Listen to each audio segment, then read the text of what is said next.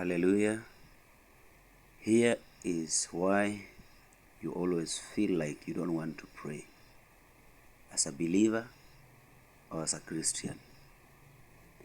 Now, prayer is like going to a court where God is the judge. The book of Isaiah chapter 33 verse 22 confirms this.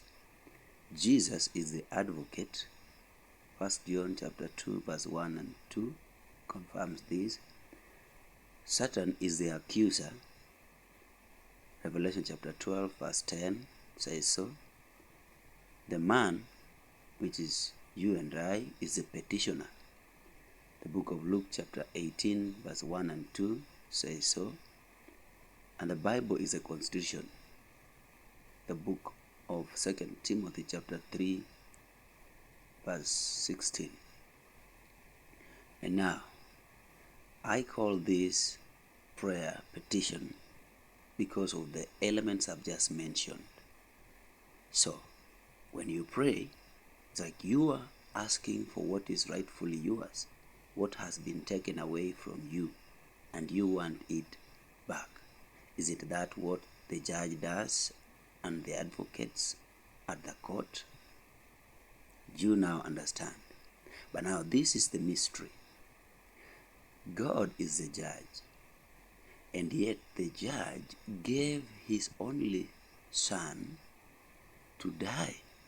For who to win? The petitioner to win. Who is man? The advocate agreed and gave his life. He says, I lay down my life as a ransom. For who? The man. So the advocate already is on the side of the petitioner. Now, the Constitution itself, when you read, says that I will never forsake you or leave you.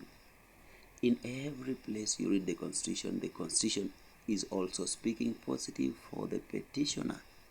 So the petitioner has the three elements on his side. The Constitution wants him to win.